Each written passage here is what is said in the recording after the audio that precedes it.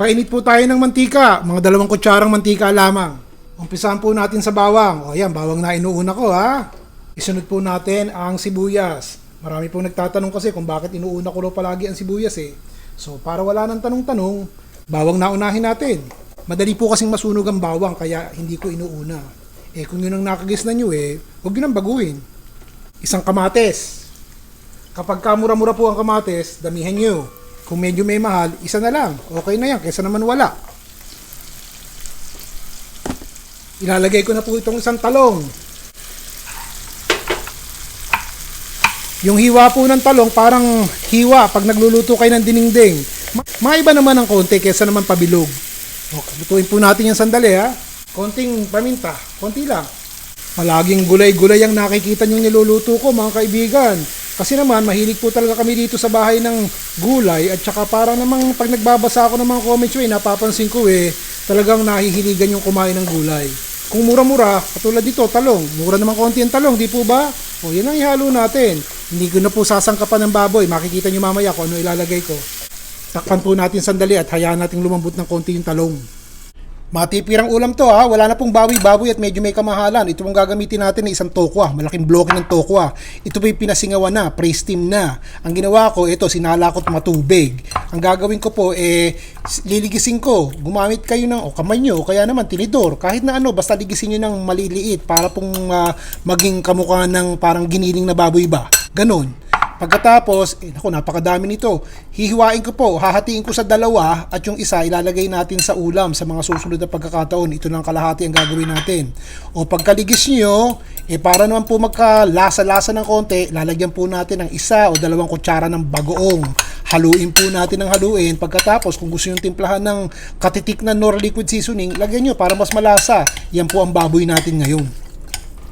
Painit po tayo ng mantika sa maliit na kawali. Pagkatapos, iprito natin hanggang sa matusta. Kung gusto nyo ng tostado, ha? O ito, isalin na natin. Yan po ang gagamitin natin. Wala nang baboy-baboy, ha? Toko na lang. Matipid. Masustansya. O, makalipas ang 2 minuto, malambot-lambot na po yung ating talong. Sama na po natin yung ampalaya. Yung hiwa din ng ampalaya, parang pandiningding na hiwa po. Napapansin nyo ba? Maiba lang ng konti. Tinanghali na ako ng pagluluto, mga kaibigan. Takpan po natin. O pagkatapos po ng 1 minuto, hindi ko talaga nilalabog yung gulay at sayang naman ang nutrisyon ng gulay kapag nilabog nyo. 1 tasang tubig po ito para may konting sabaw-sabaw ng konti. Yun kung gusto nyo. Masarap syempre pag masabaw. Takpan po ulit natin. Pagkatapos po ng 1 minuto, ilagay natin tong giniling na baboy-babuyan. O diba, napansin nyo? Para-paraan lang. Nakatipid tayo ng maigi. Pag tinanong ng anak nyo kung ano yan, sabihin nyo giniling. Kung hindi naman natitikman na parang tokwa, wag na kayong umimik. Mula ngayon, ito na po ang gagawin nyo. Lahukan nyo lang ng konting bagoong at konting nore. Pagkatapos, iprito-prito nyo ng konti para matusta. Tapos. Talagay ko matagal yung panahon hindi makikita ang paglalagay ko ng malunggay. Ito na po ang huling tangkay ng malunggay. Talagang inutik-utik ko yung malunggay Medyo may kamahalan po ang malunggay kasi dito. Ang mura, spinach. Pag naglalagay naman ako ng spinach, umaangal yung iba at wala daw pong spinach sa kanila o may kamahalan. Lagyan niyo po ng alokbate kung wala kayong spinach. Takpan po natin sandali ha. Teka sandali. Ilagay ko na po ito. Nako, munti ko nang malimutan. Sayang din naman. Naglalagay po ako ng isda. Piniritong alumahan. Ilagay natin sa ibabaw yan. Yan natira ng 1 araw. 2 po ang piniritong alumahan ko. Di po ba?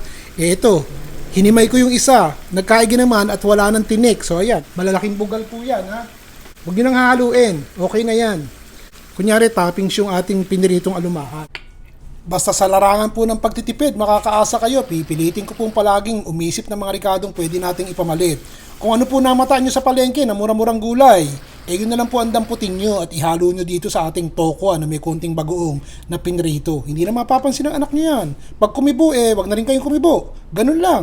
Umaasa po ako na sa araw-araw na pagbabahagi ko sa inyo ng ulam, mga kaibigan, nagugustuhan nyo. Kung hindi naman, isulat nyo po sa baba kung ano masasabi nyo at nang mabasa ko at sa susunod, susubukan natin ulit. Sana po ay magkaigi. Ayos po ba? Alam ko naman kung ano gusto nyo Mga ulam na madaling lutuin, mabilis kainin, ang marikado, mura at madaling hanapin. Tama po ba? Yun ang gagawin natin sa susunod. Si Ron Vilaro po.